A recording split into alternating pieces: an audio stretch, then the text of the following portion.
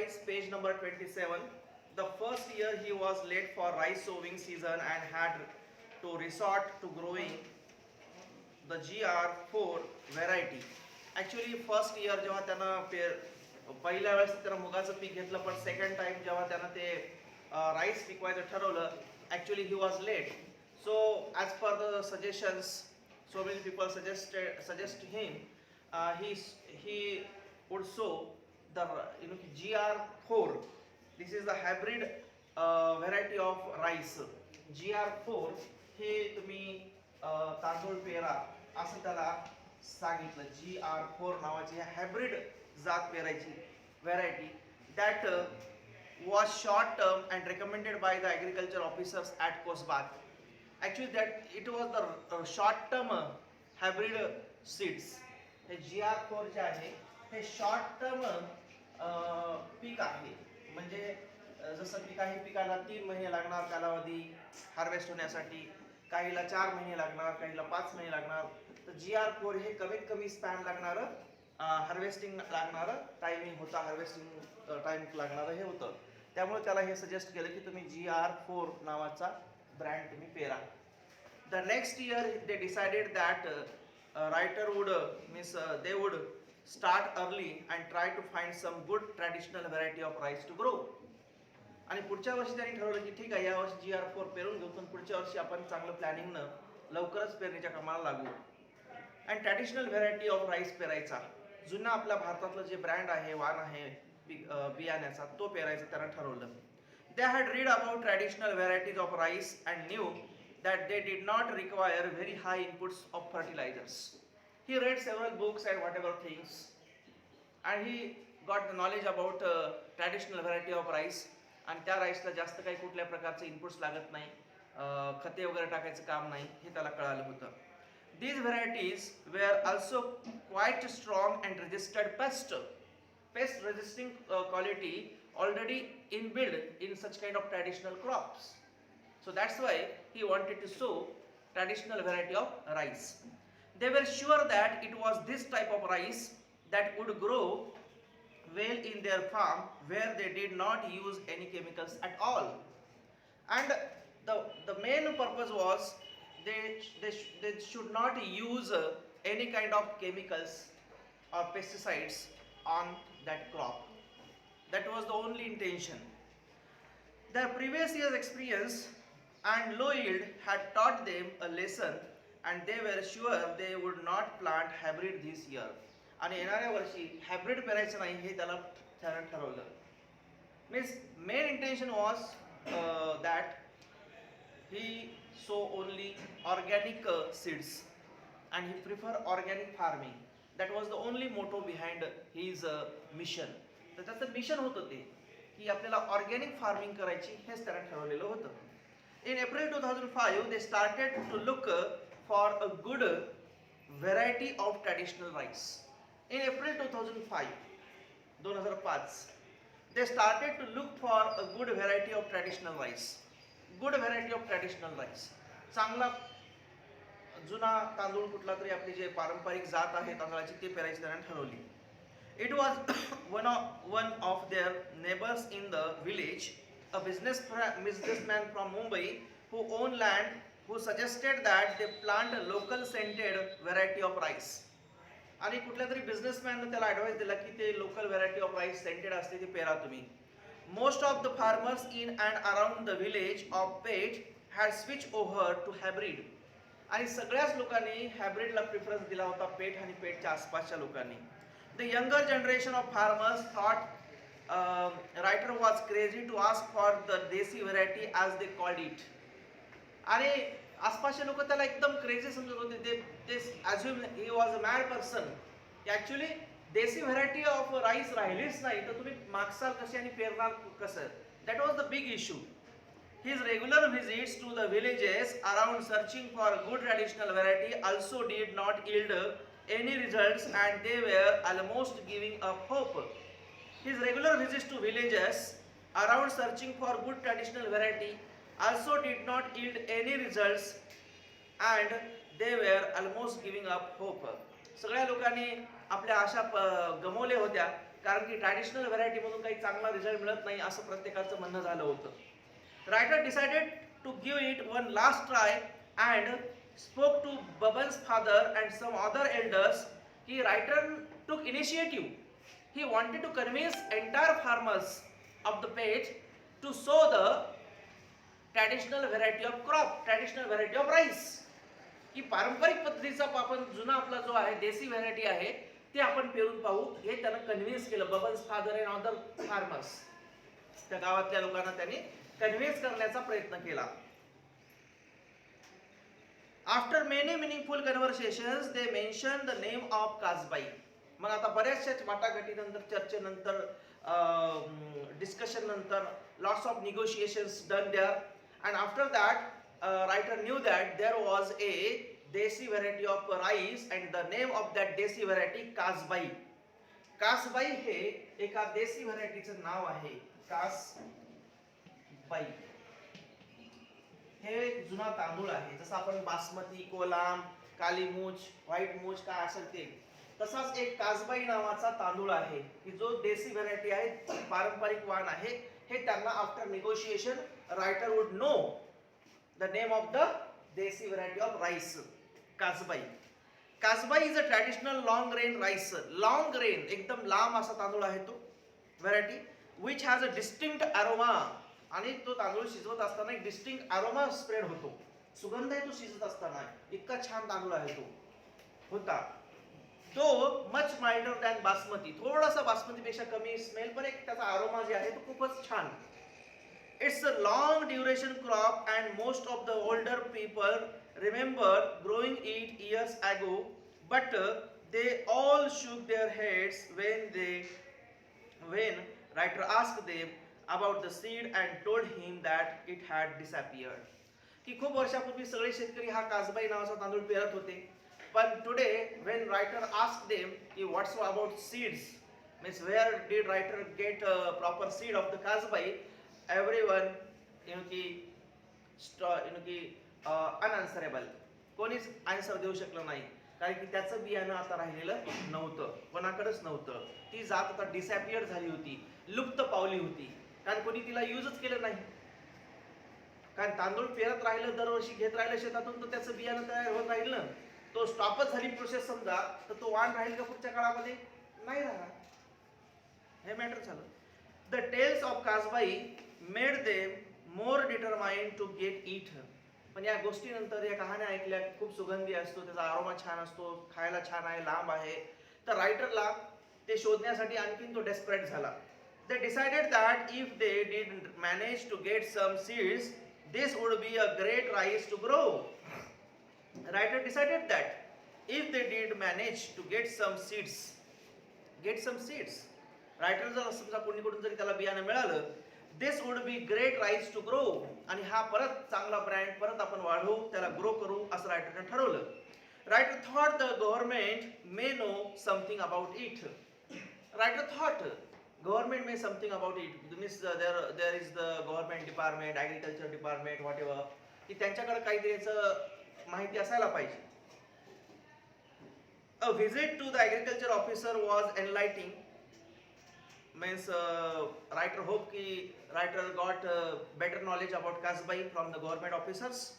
He had not even heard of this rice variety, but unfortunately government officers, agriculture officers had not heard the name of that rice, that brand of rice. त्यांनी कधीच असा rice ऐकलेला नव्हता. He said the villagers were taking him for a ride and there was no rice by this name. त्यानं बरंच काही फिरला आसपासच्या गावामध्ये, पण त्याला अशा नावाचा राईस कुठे मिळाला नाही. He rattled me stock rapidly and at length of the names of the number of latest hybrid and even offered to give him some of them free of cost for a trial. त्याला बऱ्याच ठिकाणी असं मिळालं की आम्ही तुम्हाला hybrid rice देऊ, free trial घ्या तुम्ही, चांगलं बियाणं आहे, असं तसं तसं बऱ्याच ठिकाणी असे त्याला ॲडवाइसेस मिळाले.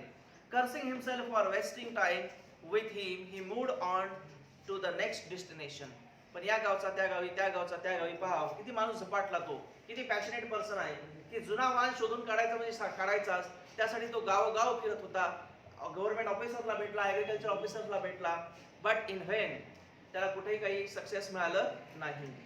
दिस time it was the Adivasi Mahamandal at Kasa which buys rice from the Adivasi villagers on behalf of the government. आता ते कासा नावाच्या ठिकाणी पोहोचले जिथं की आदिवासी महामंडळ होतं. ते महामंडळ आदिवासी लोकांकडून राईस विकत घेत होतं. तर ती माइट बी तिथं असू शकतो असं त्याला वाटलं. Kasbai did not figure in their files even, की कासबाई पण त्यांच्या फाइल्स मध्ये कुठेही नव्हता. A good indication why people did not grow it any more. आणि एवढं चांगला तांदूळ असून का कोणी पिकवत नाही त्याला? That was the big question. The market itself did not recognise the rice. So if you grow it you would not be able to sell it. आता ज्या राईसला कोणी मार्केटमध्ये ओळखतच नाही आणि आपण जर ते पिकवला तर त्याला कोण विकत घेणार? It was a big question. कारण ते ब्रँड कोणाला माहीतच नाही तर लोक विकतच कसे घेणार? However, the officer in charge here had more knowledge of rice and did remember Kasbai being sold to him a few years ago. पण कोणीतरी सांगितलं की आम्ही खूप वर्षापूर्वी तांदूळ विकत होतो असं काहीतरी सांगितलं. सो व्हेन ही इन धानेवरी, आता तो धानेवरी नावाच्या एका विलेज मध्ये पोहोचला. बऱ्याचशा गावामध्ये जात होता. Dhanewari village, Baban and he started looking for Devhanda and found a greying old man wearing a cap. आणि आता धनवरी विलेज मध्ये ते पोहोचले आणि तिथं त्यांना देवहंडा या पर्सनला त्यांनी भेटले. Found a greying old man. तो फार वयोवृद्ध असा माणूस होता, 80 वर्षाचा 85 वर्षाचा. ओके, वेअरिंग अ कॅप, टोपी बिपी घालून बसला होता. Sitting outside his house on charpai. Charpai means बाज. आणि तो खाटेवर बाजेवर बसलेला असा एक म्हातारा माणूस होता. कोण? Devhanda. Okay, and ex sarpanch of the village. आणि तो त्या गावाचा काय होता? एक्स सरपंच होता. He had acres of land, a huge house and large family. 1,000 acre land, मोठं घर, मोठी फॅमिली असा तो एक व्यक्ती होता. After exchanging the usual pleasantries they came to the topic of Kasbai. आणि ते नंतर रायटरनं मग त्याला बोलता बोलता विषय छेडला की आजोबा तुम्ही फार वयोवृद्ध आहात, तुम्ही कासबाई विषयी काय ऐकलं का?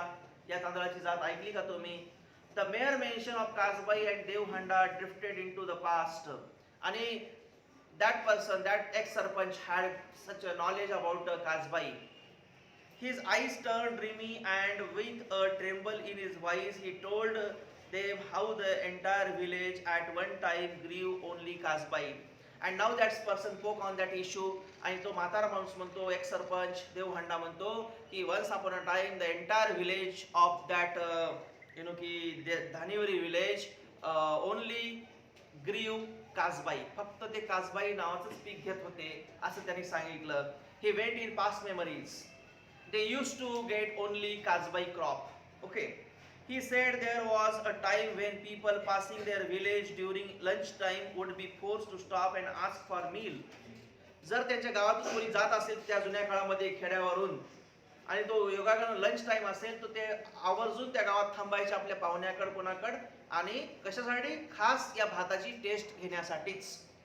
इतका famous. Once upon a time Dhanewari village was very famous in specially growing Kasbai rice. They used to grow kasbai once upon a time. That village, recognized for that particular brand of rice. Yes, rice साठी ते ओळखलं जात होतं. Such was the alluring aroma of kasbai. Alluring aroma, तोंडाला पाणी आणणारा त्याचा smell, aroma असायचा. इतका छान भात होता ते. The entire area would have this heady aroma hanging in the air. आणि पूर्ण वातावरणातच तो सुगंध पसरत राहायचा. इतका छान होता. As all the houses cooked the same rice. All the houses cook same rice. सगळ्या घरामध्ये हा कासबाई rice शिजायचा. Today he said no one grew kasbai and everyone had shifted to growing the new hybrid varieties. पण आज कालांतराने सगळ्या गोष्टी बदलत चालल्यात आणि आज कासबाईला कोणी पिकवत नाही. सगळे जण हायब्रिड वाणाला प्रिफर करायला येतं. तसेच काहीतरी रिझन असतील काय? I think he claimed he had to force himself to eat this rice that was so inspired. With the advent of irrigation, आता काय झालं? मॉडर्नायझेशन आलं, ऍडव्हेंट ऑफ इरिगेशन आलं, सिंचन व्यवस्था झाल्या, कॅनल्स गेलेत, मायनर्स गेलेत, बोरवेलची सिस्टीम आली, विहिरी खोदायला लागले लोक आणि नवनवीन टेक्नॉलॉजी आली. मग काय झालं? Farmers were tempted to grow a second crop, and Kasbai, being long duration rice, was replaced by the shorter duration hybrid so that the harvest could be done earlier. कास्त पहा, जे ट्रॅडिशनल कासबाई नावाचा rice होता त्याचा harvesting time जास्त होता. म्हणजे जून महिन्यात जर पेरणी केली तर त्याचा कापणीचा कालावधी कोणता होता? डिसेंबर जानेवारीचा होता. म्हणजे एक तब्बल साधारणतः एक 6-7 महिन्याचं 8 महिन्याचं क्रॉप होतं ते, अनफॉर्च्युनेटली. आणि त्याच्यामध्ये काय झालं की हे जे क्रॉप होतं 6-7 महिन्याचं क्रॉप, 8 महिन्याचं, त्याच्यामुळे काय व्हायलं की सेकंड क्रॉप घेण्याला चान्स राहिला नाही. आणि आजकाल कसं झालं, मग कॉम्पिटिशन झाली किंवा मग आज टेक्नॉलॉजी आली, सिंचन व्यवस्था आल्या, नवनवीन सीड आले, शॉर्ट टर्म बियाणे आले, तर की ज्यामध्ये 3-4 महिन्याचं हार्वेस्टिंग टाइम असणारे बियाणे आले. म्हणजे शेतकरी काय करू शकतो, जून मध्ये पेरलेलं बियाणं ऑक्टोबर मध्ये काढून परत हरभरा, चना, आपण ते काय म्हणतो गहू वगैरे वगैरे वगैरे ह्या सगळ्या गोष्टी तो पेरू शकतो. So the advent of irrigation, and because of the modernization and farmers wanted to get 2 crops in a year, that's why Kasbai was outdated day by day. Okay, this ensured that the farmers could take up a second crop, and farmers wanted to take second crop anyhow. The writer asked why he had shifted if he was so unhappy with the hybrids. की मग तुम्हाला हे hybrid वाण नको आहे, तुम्हाला पटत नाही आजोबा, मग तुम्ही ह्याला का प्रिफर केलं? तर आजोबा म्हणतो, no one force him to did they. कोणीच याला फोर्स केलं नाही. But he smiled and replied that their fields did not have fences. आता आजोबाला भले आवडत नव्हतं कासबाई दुसरं कोणतं क्रॉप पेरणं, हायब्रिड पेरणं, पण काय झालं की शेताला कोणाच्या कुंपण नसतं. एवढा कोणता श्रीमंत फार्मर नाही की आपल्या शेताला वॉल कंपाऊंड करेल किंवा तार फेन्सिंग करून घेईल एकदम पॅक. अशी कंडिशन नाही शेतकऱ्याची. घरावर पत्र घडत नाही तर फेन्सिंग करून करेल शेताला, फार फार तर काट्या बिट्या लावतील तात्पुरत्या. मग काय होते, यानं जर कासबाई पेरला, सपोज या शेतकऱ्याने एक्स नावाच्या शेतकऱ्यानं पेरला, याच्याला लागायले 8-9 महिने लागायले, आणि दुसरे शेतकरी 3-3 महिन्याचे क्रॉप घ्यायले इथं आणि पटापट हंगाम काढून घ्यायले, तर नंतर आपले गुरंढोरं मोकळे सोडून द्यायचे शेतामध्ये चरायला. फक्त याच्या शेतात पीक दिसायला अख्ख्या एरियामध्ये सगळे गुरंढोरं कोणीकडे येतील? याच व्यक्तीच्या शेतावर येतील आणि याचंच पीक खाऊन टाकतील. मग नाईलाज असतो या आजोबाला काय करावं लागलं, आपलं कासबाईचा जे हॉबी आहे, जे आवडता छंद होता, ते सोडून द्यावं लागलं. कारण गुरंढोरं उभं पीक खाऊन टाकायले ना. त्यामुळं no one force him, he smiled and replied that their fields did not have fences, and once the harvest was over the cattle were released. आणि बाकीच्या शेतकऱ्यांचं जेव्हा हार्वेस्ट होऊन जातं तेव्हा ते कॅटल रिलीज करतात, गुराढोराला मोकळ सोडतात into the fields. If his field alone has कासबाई, जर याच्या एकट्याच्या शेतामध्ये जर कासबाई राहिला असतं, alone has कासबाई, it will be a treat for the cattle, he explained. आणि त्यांच्या कॅटलसाठी काय राहिली असती? ट्रीट राहिली असती, पार्टी राहिली असती. सगळे गुरंढोरं येऊन याच्या शेतामध्ये त्यांनी त्यांचं पीक खाऊन टाकलं असतं. So that was the main cause to stop to grow kasbai. This is our traditional crop. Okay, so here we stop.